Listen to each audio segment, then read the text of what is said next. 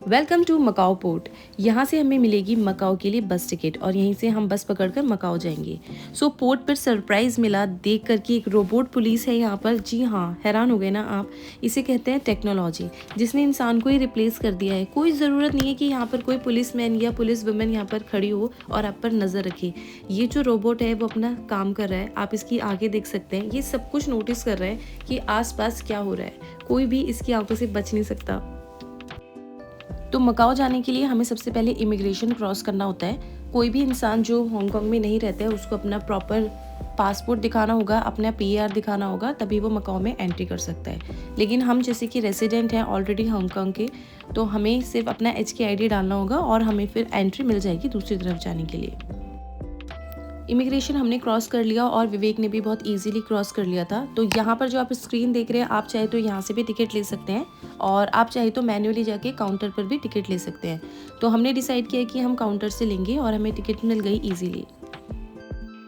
Hey guys, welcome back to my channel Mrs. in Hong Kong। कैसे आप सब लोग? आई होप आप लोग अच्छे होंगे और मेरा ब्लॉग देख रहे हैं। सो गाइस, मैं जा रही हूँ मकाओ और ये 4th टाइम है जो मैं मकाओ जा रही हूँ। मुझे मकाओ जाना बहुत पसंद नहीं है, बट इसका रीज़न ये है कि जब भी हमारे घर कोई गेस्ट आते हैं तो हम उसे मकाओ ज़रूर लेकर जाते हैं। बट इस बार जो है मकाओ बहुत इंटरेस्टिंग होने वाला है, अमेजिंग होने वाला है, क्योंकि हम करने वाले हैं मकाओ में stay in a 5 star hotel.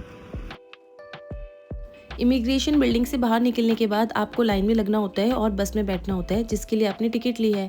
तो जब ये बस फिल हो जाती है पूरे पैसेंजर से, तो फिर हम लोग मकाओ के लिए निकल जाते हैं।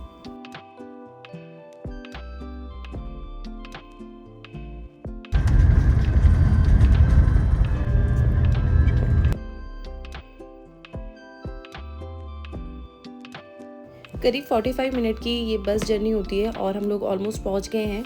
अब हमें यहाँ पर भी क्या होगा कि इमिग्रेशन जो है क्रॉस करना होगा। सेम वे में इमिग्रेशन होता है, जैसे कि आप अपना पासपोर्ट दिखाएंगे, आप अपना पीआर दिखाएंगे और आपको मकाओ में एंट्री दी जाएगी। बट इंटरेस्टिंग फैक्ट ये है कि यहाँ पर जब आपको वीज़ा मिलता है वो मिलता है पूरे 1 मंथ का, और अगर आपको हांगकांग में वीज़ा मिलता है तो मिलता है 15 डेज़ का।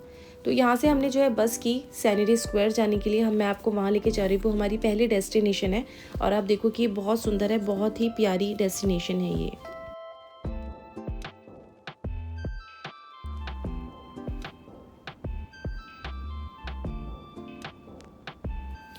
हम आ गए हैं सैनिटरी स्क्वायर पे।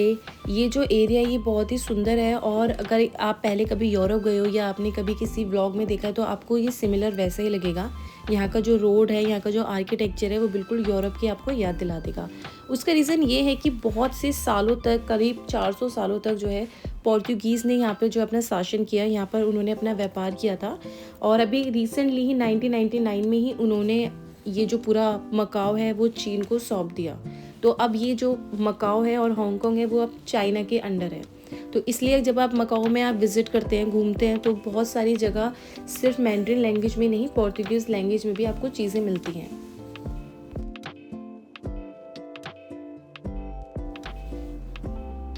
ये है सेंट डोमिनिक चर्च। हम कभी इसके अंदर नहीं गए हैं क्योंकि कभी इतना टाइम ही नहीं मिला, हमेशा 1 डे ट्रिप ही होता है। पर ये बाहर से बहुत सुंदर है, लोग अपनी फ़ोटोज़ क्लिक कराते हैं। इसका जो वाइब्रेंट येलो कलर है वो बहुत अच्छा लगता है और फ़ोटोज़ में ना बहुत खिलकर आता है।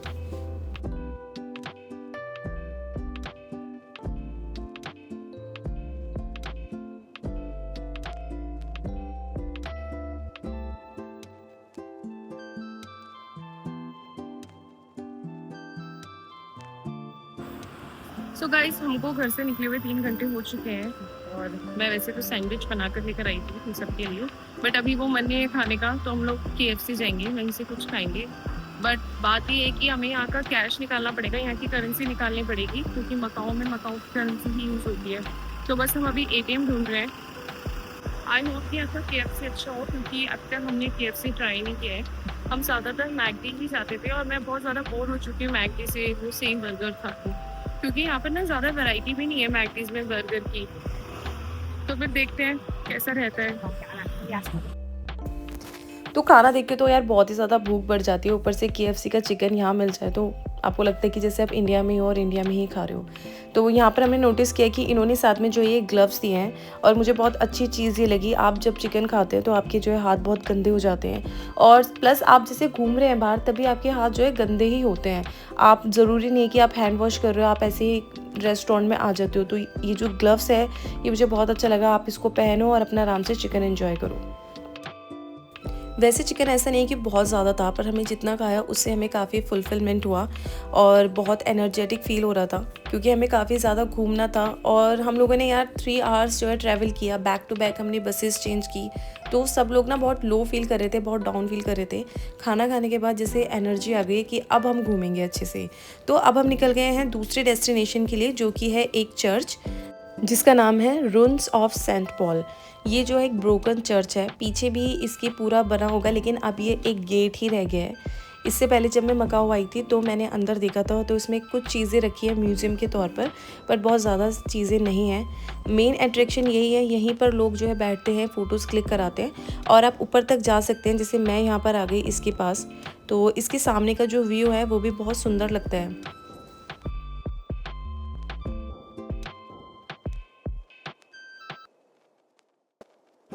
सो गाइस, वैसे तो मकाओ बहुत बड़ा है, लेकिन मकाओ के कुछ मेन अट्रैक्शंस है वो मैंने आज पूरी तरह कवर कर लिए। बट अब टाइम हो गया है होटल में जाने का, क्योंकि टाइम जो था होटल में चेक इन करने का वो 2 बजे था, बट अभी टाइम हो रहा है 4:45। तो मुझे लगता है अब होटल में जाना चाहिए, उस एरिया में जाना चाहिए एक्चुअली, क्योंकि दिन में भी वो बहुत सुंदर लगता है और रात में जब लाइट्स ऑन होती है तो और ही ज़्यादा प्यारा लगता है। तो हम लोग रेडी हो गए हैं, बस निकल रहे हैं यहाँ से। हम एक बस लेंगे और फिर आई थिंक 25 मिनट्स में हम वहाँ पहुँच जाएंगे। पहले प्लान था कि हम लोग बस से जाएंगे, लेकिन फिर सोचा कि अगर होटल में जा रहे हैं तो अच्छा नहीं लगेगा कि बस से उतर रहे हैं, इसलिए हमने सोचा कि कैब करते हैं। सेकंड रीज़न ये था कि जो बस स्टॉप होगा वो दूर होगा होटल से, तो हमें वॉक करके जाना पड़ेगा। तो हमने जो है कैब कर ली होटल जाने के लिए।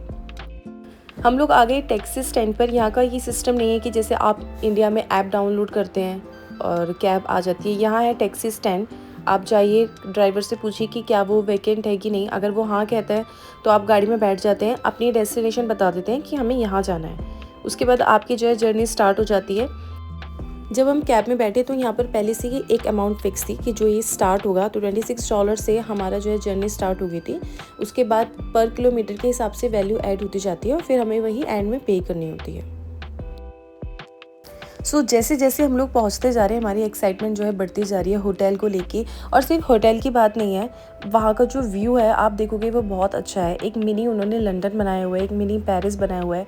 लाइट्स में वो इतना अच्छा लगता है जब आप रात में देखते हो। मैं एक्चुअली उसको देखने के लिए बहुत एक्साइटेड हूँ। मैंने पहले भी वो देखा था, बट आप लोगों को दिखाने का बहुत ही ज़्यादा मेरा मन है। तो फ़िलहाल ये है हमारा होटल, और अभी आपको नेक्स्ट पार्ट में जो सेकंड पार्ट आएगा उसमें मैं आपको अंदर से दिखाऊंगी कि अंदर से होटल कैसा है। तब तक आप मेरा व्लॉग देखते रहिए, मेरे साथ बने रहिए, और मेरे चैनल को लाइक, शेयर एंड सब्सक्राइब कीजिए। जब तक अपना ध्यान रखिए। Bye bye, take care.